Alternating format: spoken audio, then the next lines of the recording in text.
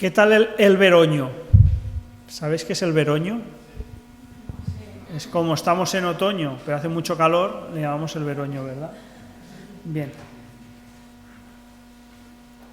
¿Sobre qué serie estamos predicando estas semanas? ¿Cómo se titula? Una iglesia centrada en el Evangelio. Muy bien. ¿Por qué es tan importante una serie como esta? Cuando estudié la carrera de ingeniería, mi carrera, como seguramente muchas carreras, estaba dividida en dos partes. Unos primeros años son muy teóricos, con una gran base matemática, muy compleja. Yo me gustaban las matemáticas y cuando pasé esos años casi la odio, y una buena base física. Normalmente esos años, la mayoría de estudiantes, al menos me pasaba a mí, no nos gustaban mucho porque estudiábamos cosas muy complejas, muy difíciles y sobre todo las encontramos muy alejadas de aquello para lo que se supone que queríamos estudiar. Los ingenieros somos gente muy práctica y nos gusta tocar, ¿no? y manipular y ver que lo que estás haciendo pues tenga una repercusión práctica, ¿no? Y que te propongan ejercicios matemáticos de n dimensiones. Toda la vida hemos oído 3, ¿no? Pues ¿por qué me pides que ponga n, 4, 5, 1000 dimensiones? ¿Para qué? ¿No? En aquel momento no lo entendía. Lo que pasa es que cuando llegas a la parte práctica te das cuenta de la importancia de la parte teórica. Porque si no entiendes la parte teórica, difícilmente vas a entender la parte práctica, y porque además, como todos sois conscientes, la tecnología evoluciona constantemente, cada vez de forma mucho más rápida, pero la teoría rara vez cambia. Los principios matemáticos siempre suelen ser los mismos y los principios físicos también. Mientras vivamos en esta Tierra, en este universo, las leyes físicas se mantienen inalterables. Así que si solo nos enseñan la parte práctica, en muy poquito tiempo estaríamos desfasados. Teniendo un buen conocimiento de la parte teórica, entonces tenemos la capacidad de seguir aplicando nuestra profesión aunque la tecnología cambie. Algo parecido ocurre con nuestra fe, con nuestra vida cristiana. Pablo Martínez, en el último mensaje, la fiesta de graduación del CEP, él compartía, asemejaba la vida cristiana como una vivienda con dos plantas. Una primera planta donde residen los principios doctrinales, los principios de nuestra fe, la teoría, diríamos, y una segunda parte, la segunda planta, donde es la vida práctica, la vida cristiana, ¿verdad? ¿Cómo lo ponemos en práctica? Es fácil que nos guste más esa parte práctica, que nos gusten los mensajes prácticos, que nos digan lo que tenemos que hacer y lo que no. O, por ejemplo, los mensajes basados en personajes bíblicos que son muy visuales, muy fáciles de entender. La vida de José, la vida de Ruth, nos resultan muy agradables, ¿verdad? Pero cuando somos capaces de comprender las bases teóricas de nuestra fe, cuando vivimos vidas centradas en el Evangelio, entonces cuando somos capaces de comprender por nosotros mismos lo que hay que hacer y lo que no, y sobre todo tenemos la motivación necesaria para ponerlo en práctica. Porque a veces no nos falta saber lo que hay que hacer o lo que no. A veces lo que nos falla es la motivación para llevarlo a la práctica. Por eso, si os fijáis, el apóstol Pablo en la mayoría de cartas siempre las divide en dos partes, una parte teórica, teológica, y una parte práctica, práctica, ¿no? En la carta de los Efesios es muy fácil y además muy simétrico. 3 capítulos, doctrina, 1, 2 y 3, 4, 5 y 6, cómo ponemos en práctica los principios que previamente nos ha enseñado. ¿Qué es lo que hemos visto hasta ahora en esta serie? Han pasado ya, no sé, son 3 mensajes, creo que el mío es el 4º. Básicamente hemos visto el primer capítulo de Efesios, en el cual el apóstol Pablo alaba a Dios por las bendiciones que nos provee la Trinidad al estar unidos a Cristo. Dios decidió de antemano adoptarnos como miembros de su familia. Dios compró nuestra libertad por medio de la sangre de su Hijo y hemos recibido una herencia de parte de Dios. Dios nos dio el Espíritu Santo como garantía de nuestra salvación y de que nos dará la herencia que nos prometió. Fijaos que hay un cántico nuevo que nos han estado enseñando Jonathan y Claire, precisamente sobre este texto. A continuación, Pablo da gracias a Dios por la fe y el amor de los efesios.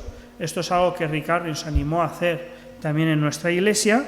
Y también Pablo pide a Dios en oración que nos dé sabiduría para que crezcamos en el conocimiento de Dios, para que entendamos la esperanza que Dios nos ha dado y para que entendamos la increíble grandeza del poder de Dios que levantó a Cristo de los muertos y lo sentó a la diestra de Dios por encima de toda autoridad, no solo de este mundo, sino del que vendrá. Me siento incapaz de explicarlo con mis palabras, así que lo he leído con palabras textuales, como lo dice Pablo. La increíble grandeza del poder de Dios que levantó a Cristo de los muertos.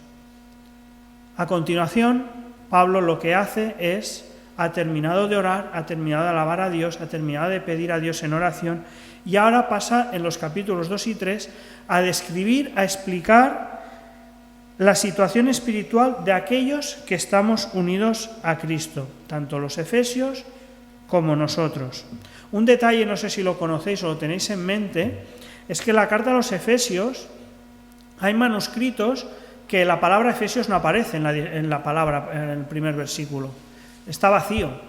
Y se piensa que la carta a los efesios es una carta circular, pues que se mandó una copia a los efesios y se puso, pero a lo mejor se mandó otra copia a otra iglesia, y cada iglesia le ponían su nombre. Pues podemos fácilmente imaginar que pusiera Pablo, apóstol de Cristo, a los santos y fieles en Viladecans. Lo podía haber puesto si nosotros hubiéramos existido en aquella época. Así que es una carta muy fácilmente nos la podemos aplicar a nosotros. Las demás también, pero esta de forma especial.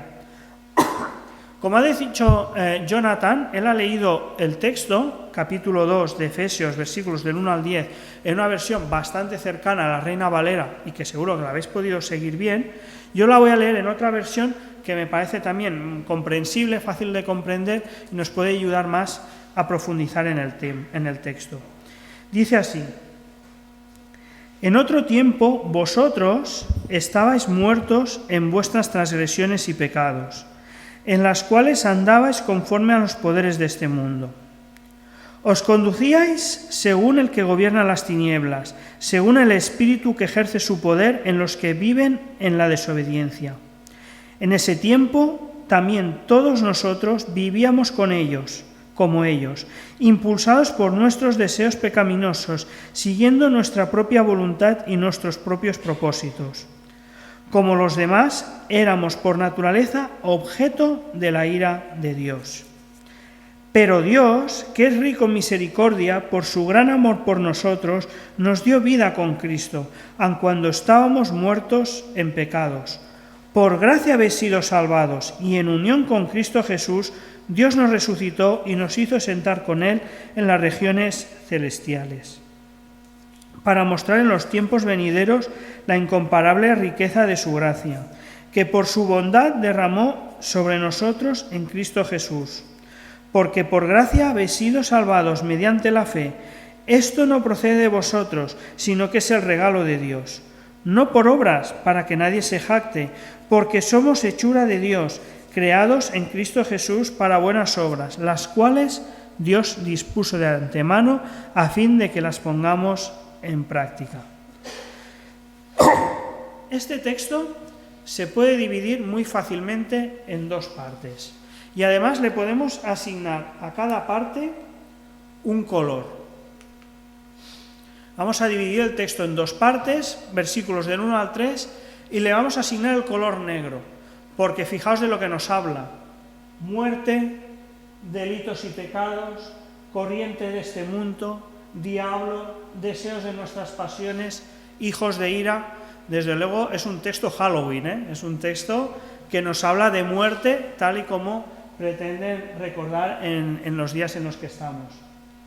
Pero luego, a partir del versículo 4, hay un cambio radical y cambiamos del negro al blanco porque se nos habla de vida, misericordia, gracia, bondad, amor, salvación, buenas obras, Cristo, lugares celestiales, nueva creación. Y además son palabras totalmente de contraste. Muerte, vida. Diablo, Dios. Maldad, corrientes de este mundo, desobediencia, delitos. Y al otro lado, misericordia, bondad, buenas obras, lugares celestiales. En un lado, sujetos a la ira de Dios. En el otro, presentes en los lugares celestiales. Así que es un texto donde se ve un contraste muy marcado, así que es muy fácil descomponerlo en estas dos partes. Así que me vais a permitir, en primer lugar, entre a profundizar en la primera parte, los primeros 3 versículos.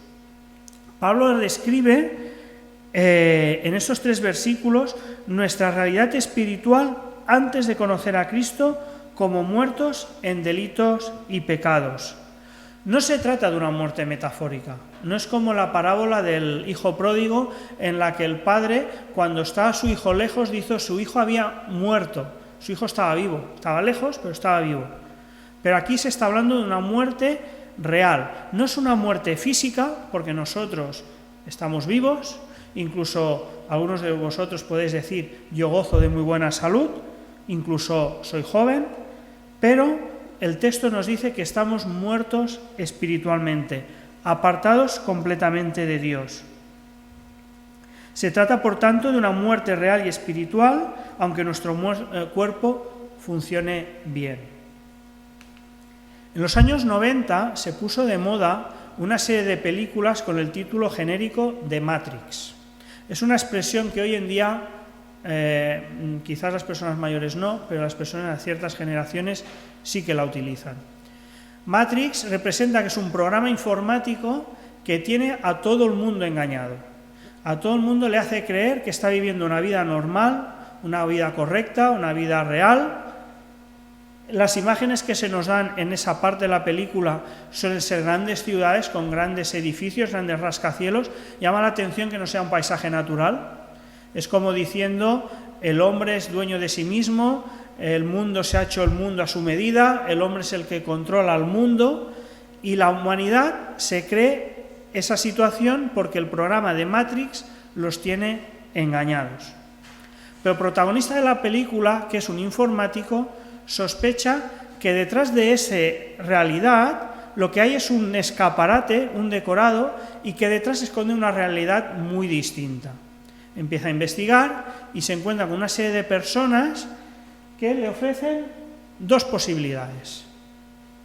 La pastilla azul, que le permite a este protagonista seguir viviendo en el mundo tal como lo ve, con grandes ciudades, un mundo controlado por el ser humano, un mundo que parece real, pero que él intuye que no lo es, y luego una pastilla roja que si la toma le permitirá ver cuál es la realidad, y entonces quedará desconectado del mundo anterior. Y él tiene que tomar una decisión, o la azul o la roja, y la que tome es definitiva, no puede luego volverse atrás.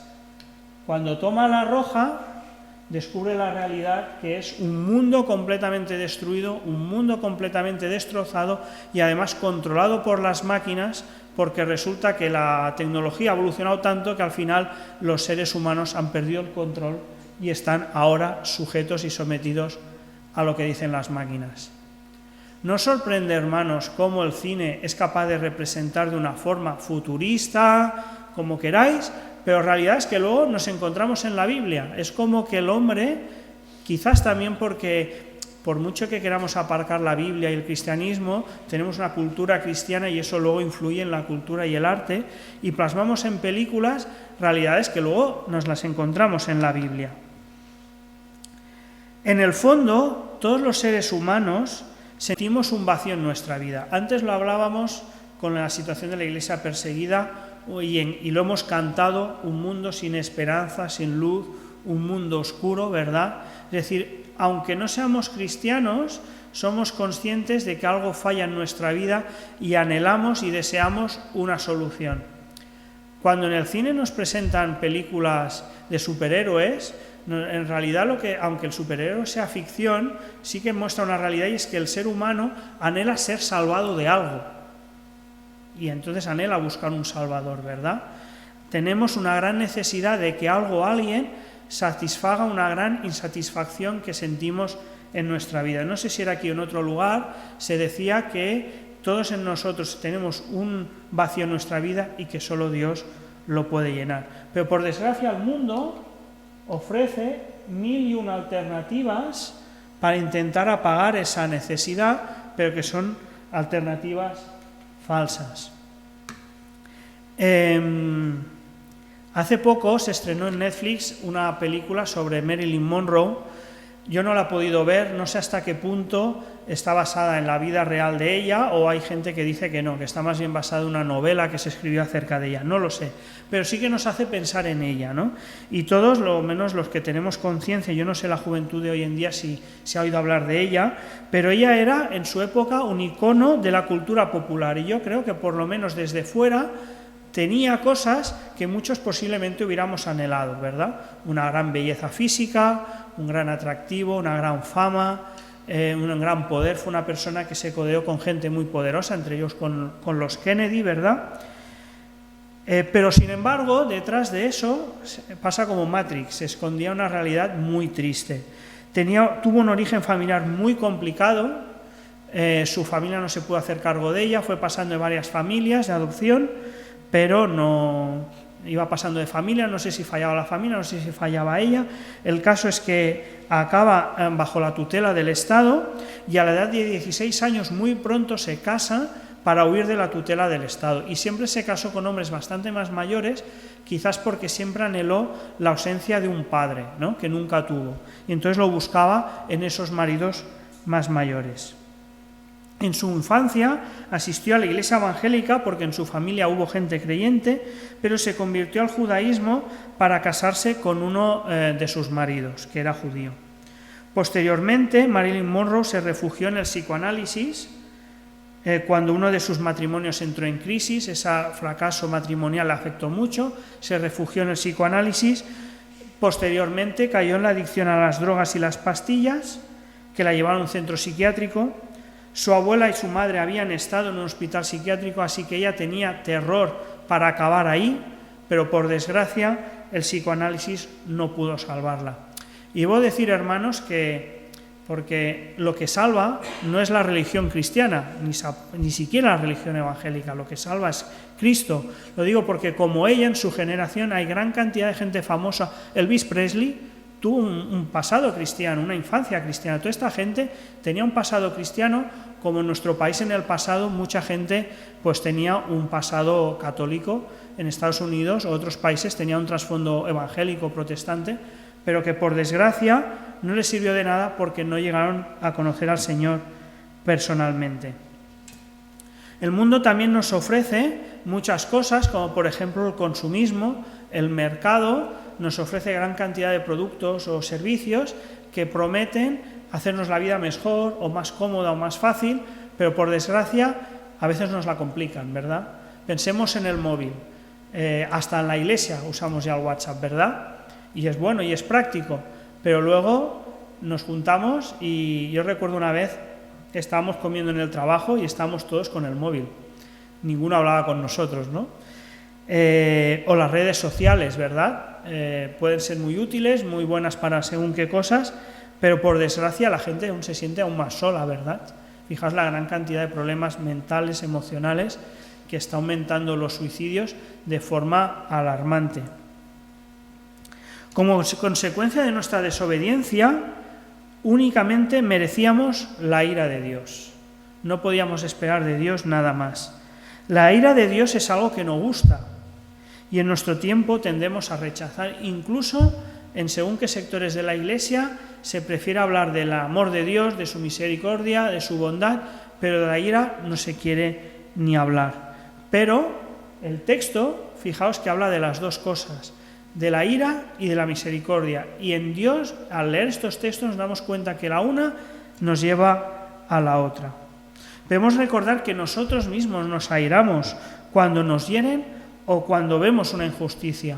O sea, que la ira forma parte de nosotros. Lo que ocurre es que en nosotros la ira está sujeta no es imparcial, porque tendemos a airarnos mucho frente al mal del otro, frente al mal que sufrimos, pero no nos airamos tanto con el mal que nosotros hacemos o el de aquellos familiares o amigos que hacen. O también es un aira sujeto y sometido a pasiones y a emociones que son fluctuantes, mientras que en Dios la ira siempre es justa y siempre es santa. En Dios todas sus cualidades, el amor, la ira, la justicia, todas sus cualidades se dan siempre y además de forma completa y plena. En sus actos siempre hay amor y siempre hay ira. En la cruz vemos la ira de Dios, pero eso sí, descargándola sobre su propio Hijo, y a la vez vemos el amor porque su Hijo es sacrificado por amor a nosotros. En la cruz vemos las dos cosas, la ira de Dios y el amor de Dios.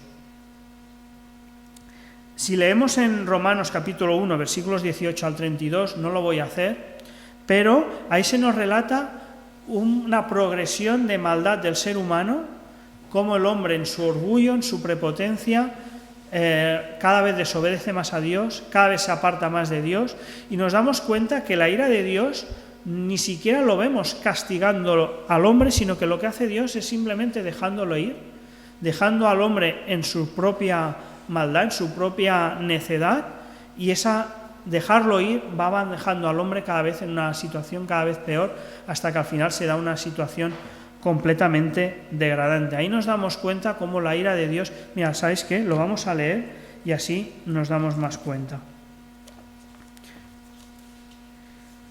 Romanos capítulo 1, versículos del 18 al 32, dice: ciertamente la ira de Dios se revela desde el cielo contra toda impiedad e injusticia de los seres humanos que con su maldad obstruyen la verdad. Me explico. Lo que se puede conocer acerca de Dios es evidente para ellos, pues Él mismo se lo ha revelado, porque desde la creación del mundo las cualidades invisibles de Dios, es decir, su eterno poder y su naturaleza divina, se perciben claramente a través de lo que Él creó, de modo que nadie tiene excusa. A pesar de haber conocido a Dios, no lo glorificaron, como a Dios no le dieron gracias, sino que se extraviaron sus inútiles razonamientos y se les oscureció su insensato corazón. Aunque afirmaban ser sabios, se volvieron necios y cambiaron la gloria del Dios inmortal por imágenes que eran réplicas del hombre mortal, de las aves, de los cuadrúpedos, de los reptiles. Por eso Dios los entregó a sus malos deseos de sus corazones que conducen a la impureza sexual, de modo que degradaron sus corazones los unos con los otros. Cambiaron la verdad de Dios por la mentira, adorando y sirviendo a los seres creados, antes que al Creador, quien es bendito por siempre. Amén. Por tanto, Dios los entregó a pasiones vergonzosas. En efecto, las mujeres cambiaron las relaciones naturales por las que van contra la naturaleza. Asimismo, los hombres dejaron las relaciones naturales con la mujer y se encendieron en pasiones lujuriosas los unos con los otros. Hombres con hombres cometieron actos indecentes y en sí mismo recibieron el castigo que merecía su perversión. Además, como estimaron que no valía la pena tomar en cuenta el conocimiento de Dios, Él a su vez los entregó a la depravación mental para que hicieran lo que no debían hacer. Se han llenado de toda clase de maldad, perversidad, avaricia y depravación. Están llenos de envidia, homicidios, disensiones, engaño y malicia. Son chismosos, calumniadores, enemigos de Dios, insolentes, soberbios y arrogantes, inventores de maldades, se rebelan contra sus padres, son insensatos, desleales, insensibles, despiadados. Saben bien que según el justo decreto de Dios, quienes practican tales cosas merecen la muerte. Sin embargo, no solo siguen practicándolas, sino que incluso aprueban a quienes las practican. Vaya cuadro más negro, ¿verdad? Cómo el hombre se va degradando, se va abandonando, dejándose llevar en su propia necedad, y fijaos que Dios lo único que hace es dejarlo ir. Ni siquiera hace nada deliberado para castigar más al ser humano, lo deja ir, y cómo el hombre se va corrompiendo cada vez más. Ante semejante situación, un Dios santo, un Dios perfecto, un Dios justo, no puede hacer otra cosa más que airarse contra el ser humano. Y fijaos cómo Pablo empieza el texto hablando en segunda persona, vosotros estabais muertos, pero rápidamente pasa al nosotros, porque todos estábamos en esa misma condición. Y fijaos cómo dice que nosotros, Él poniéndose a sí mismo y nosotros también con Él, Dice, como los demás, éramos por objeto naturaleza de la ira de Dios. Es decir, que nuestro destino no era mejor que el del resto de la humanidad. Sin embargo, a partir del versículo 4 hay un cambio radical, un cambio brusco. Por eso pasamos del negro al blanco sin ningún tipo de matiz. Y nos dice, hay dos palabras que lo cambian todo. Dice, versículo 4, pero Dios, hay un pero y está Dios. Pero Dios, que es rico en misericordia, por su gran amor por nosotros, nos dio vida con Cristo, aun cuando estábamos muertos en pecado. Es decir, aunque nosotros éramos merecedores de la ira de Dios y estamos muertos en delitos y pecados, Dios se mueve a misericordia y nos da nueva vida. Este segundo bloque podemos destacar tres enseñanzas importantes o tres partes importantes. En primer lugar, podemos ver qué ha hecho Dios, qué hizo Dios, qué hace Dios. En segundo lugar, por qué lo hace. Y en tercer lugar, para qué lo hace. ¿Qué ha hecho Dios? Nos dice el texto que nos resucitó con Cristo, que nos dio vida nueva cuando levantó a Cristo de los muertos y además que nos hizo sentar con Cristo en las regiones celestiales, como tres pasos. Pasamos de muerte a vida, somos resucitados nos da nueva vida con Cristo y un tercer paso final que dice que nos sentó con Cristo en las regiones celestiales. Observemos el contraste entre nuestra condición anterior, muertos, apartados, objetos de la ira de Dios, y ahora resucitados, nueva vida y sentados con Cristo. Estábamos muertos y ahora estamos vivos. La Biblia nos habla que cuando muramos tendremos nueva vida, vida eterna con Él. Pero este texto nos está hablando del aquí y el ahora. Cuando estamos en Cristo ya hemos sido resucitados y ya tenemos nueva vida. Y se centra en nuestra situación actual. Dios nos ha resucitado con el mismo poder con el que levantó a Cristo de entre los muertos. Por eso antes Pablo pide en oración que seamos conscientes del increíble poder con el que Dios levantó a Cristo de los muertos y lo sentó a la diestra del Padre, porque es con ese mismo poder con el que nosotros nos levanta de los muertos y nos da nueva vida y nos sienta juntamente con Cristo. ¿Qué nos parece más difícil? ¿Que Cristo resucitara o que Dios nos resucitara a nosotros y nos diera nueva vida?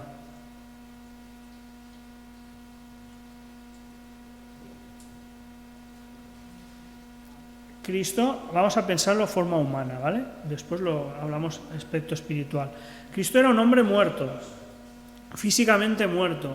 Entonces, con nuestros propios ojos puede parecer que, claro, resucitar un muerto es increíble, ¿verdad?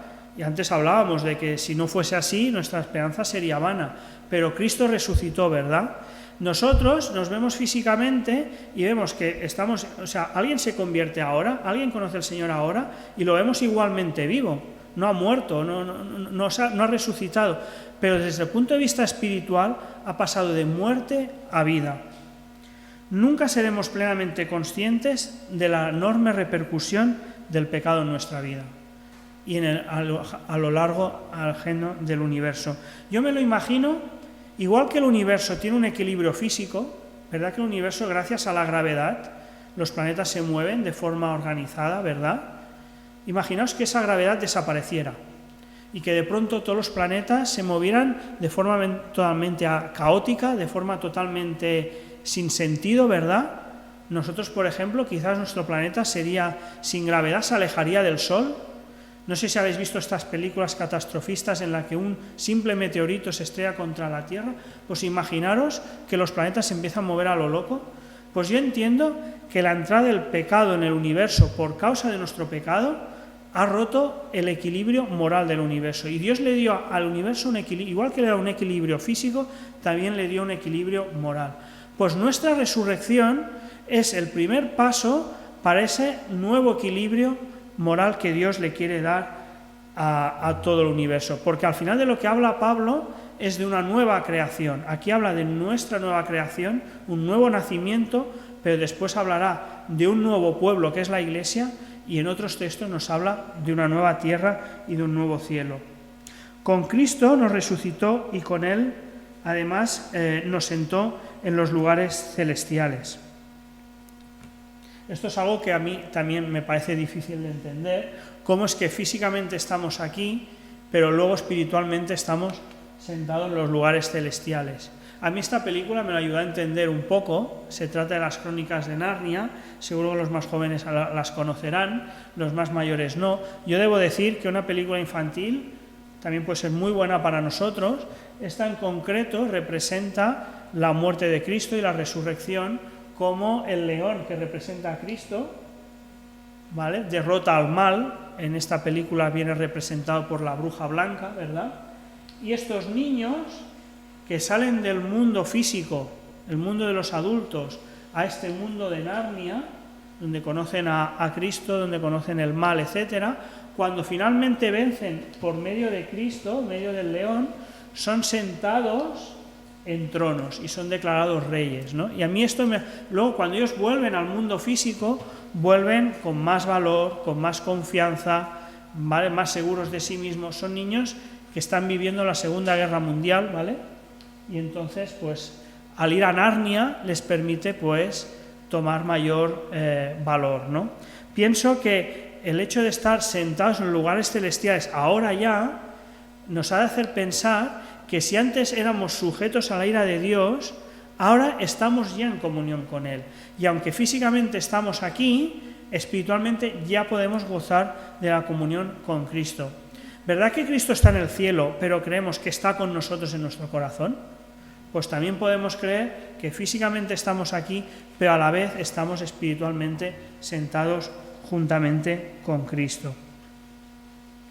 Podemos resumir lo que Dios ha hecho en nosotros al estar en comunión con Cristo con 3 verbos: resucitarnos, darnos nueva vida y sentarnos juntamente con Cristo. Es bastante parecido a cuando Cristo de la muerte pasa a vida, resucita, asciende a los cielos y es sentado juntamente al lado, a la diestra de Dios. Puede ser algo bastante parecido. ¿Por qué lo ha hecho? ¿Por qué Dios nos ha regalado una nueva vida? Es la segunda enseñanza que encontramos en este párrafo. ¿Había algo en nosotros que motivara a Dios para salvarnos? Nada, absolutamente nada, ¿verdad? Dice el texto que hemos leído: pero Dios, que es rico en misericordia, por causa del gran amor con que nos amó, para mostrar en los tiempos venideros la incomparable riqueza de su gracia, que por su bondad derramó sobre nosotros en Cristo Jesús. Porque por gracia habéis sido salvados mediante la fe.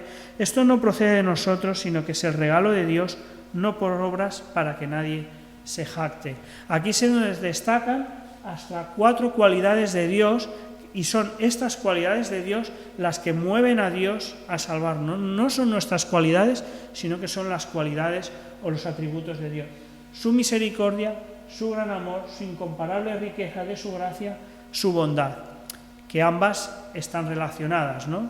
De hecho, la misericordia y la gracia me atrevería a decir que son 2 formas del amor de Dios. La misericordia es cuando Dios no nos da el castigo que merecemos, cuando dejamos de estar muertos, cuando dejamos de estar sujetos a su ira, y la gracia es cuando nos da un regalo que no merecemos, nos da una nueva vida y nos sienta junto a los lugares celestiales. Pero ambas cosas son reflejo del amor y de la bondad de Dios.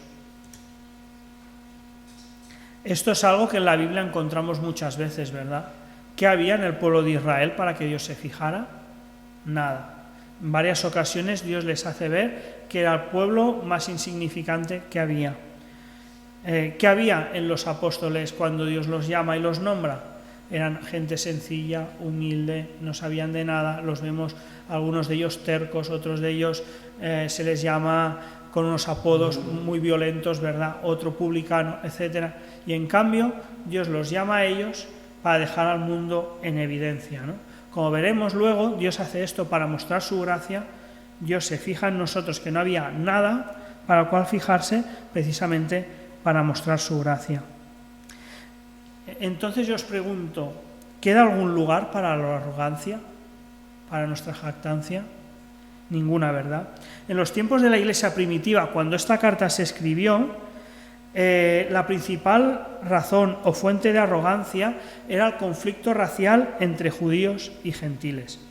Los gentiles, el mundo grecorromano, podía presumir de que eran ellos los que habían dominado el mundo, concretamente a los judíos. Y el mundo judío podía presumir de ser el pueblo escogido de Dios y por tanto se sentían especiales por ello. Pero si seguimos leyendo la carta a los Efesios, el texto que viene a continuación, veremos que Pablo enfrenta esta cuestión diciéndoles que la cruz de Cristo no solo a nosotros nos resucita y nos regala nueva vida, sino que también derriba el enfrentamiento que había entre unos y otros para crear un nuevo pueblo. ¿De dónde puede proceder nuestra arrogancia? ¿Puede proceder de años de creyente? ¿Puede proceder de un origen cristiano, familiar? Un origen que a lo mejor tu pariente o el otro han sido alguien importante en la iglesia. ¿Conocimiento bíblico o teológico?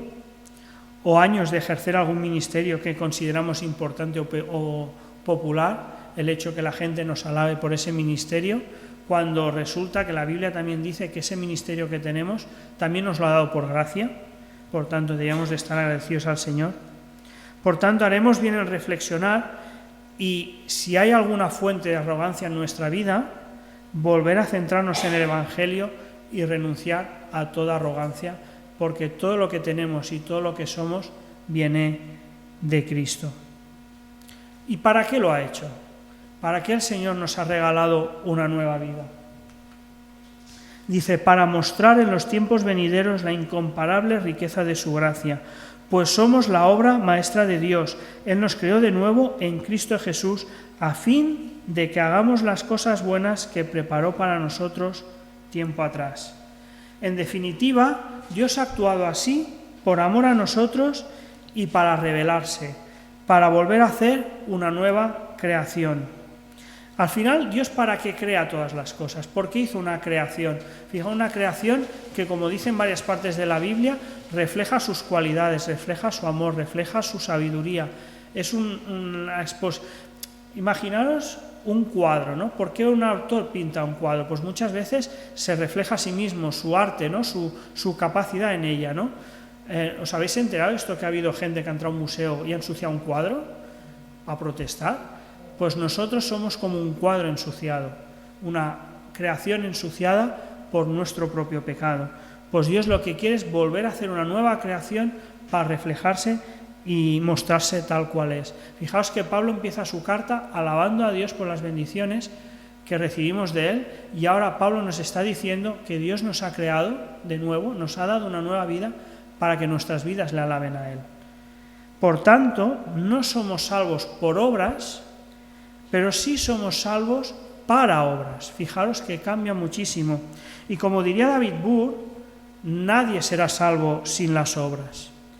Porque si hemos resucitado en Cristo y tenemos nueva vida con Él y estamos sentados con Él, si esa es nuestra realidad, entonces ¿cómo en nuestra vida puede abundar el adulterio, la fornicación, la inmundicia, la lascivia, la idolatría, las hechicerías, enemistades, pleitos, celos, iras, contiendas, disensiones, herejías, envidias, homicidios, borracheras u orgías?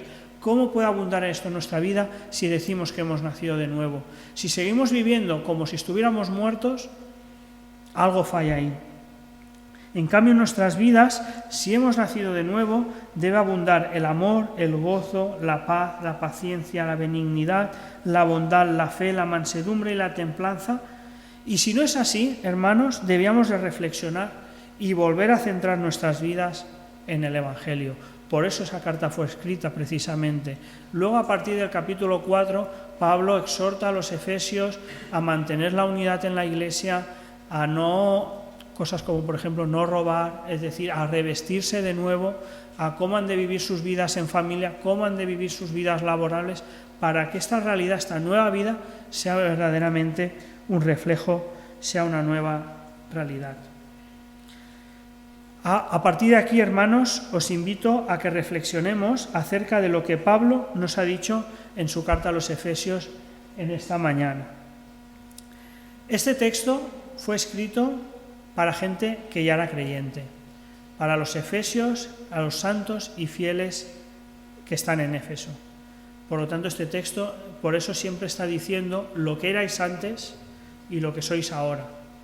Pero es inevitable en esta mañana hacer una invitación como la de la película de Matrix y ofrecer la posibilidad de que si te sientes como el protagonista de la película o como Marilyn Monroe, no busques el remedio en falsas soluciones como ofrece el mundo, como el consumismo u otras cosas que no son más que dioses que fallan. Al final un ídolo que son cosas buenas en sí, pero que a veces las idolatramos, intentamos buscar en ellas lo que solo Dios nos puede ofrecer.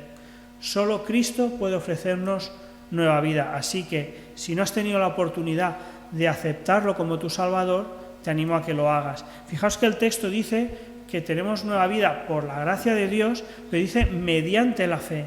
Por la fe en Cristo es por lo que nosotros nos podemos beneficiar de esa nueva vida. Hace años había un concurso en la televisión en la que se ofrecía un viaje gratuito para una persona y además le daban dinero para sus gastos. Iban 2 periodistas por la calle y te ofrecían, oye, ¿te apetece un viaje gratis? ¿Qué haríais vosotros? Seguro que es un timo, y eso hacía mucha gente, se iban, ¿no? Hasta que a lo mejor eran 2 periodistas, uno cada uno, conseguía a alguien que sí que se lo creía. Y entonces los 2 tenían que llegar al aeropuerto de Barcelona y el que antes llegara allí, ese se llevaba el viaje. Pero claro, si no creías en el viaje, pues ya lo habías perdido de antemano. Pues solo por medio de la fe en Cristo, solo creyendo que Cristo nos puede dar nueva vida, es por la cual nos podemos beneficiar de ella y estar, como dice el texto, sentados junto al Señor Jesús. Pero además este texto, a los que ya conocemos esta nueva vida, creo que nos llama en primer lugar a la humildad y al agradecimiento. A humillarnos nosotros delante del Señor, a eliminar toda jactancia y a alabar solamente al Señor. Y además nos llama a vivir vidas que verdaderamente alaben al Señor. Vuelvo a leeros el versículo, somos la obra maestra de Dios. Él nos recreó de nuevo en Cristo Jesús a fin de que hagamos las cosas buenas que preparó para nosotros tiempo atrás. El Señor ha preparado para nosotros un camino de vida y nosotros tenemos la opción de vivirlo para Él, una nueva vida, o podemos vivir la vieja vida. Pero si así lo hacemos, ¿dónde está la nueva vida? Quizás es que no la estamos viviendo. Así que en esta mañana os llamo a reflexionar, a volver a centrar nuestras vidas en el Evangelio y a continuación los siguientes mensajes, pues ir pensando en qué áreas de nuestra vida están fallando, qué partes de nuestra vida no le alaban como Él se merece. Y que el Señor nos bendiga.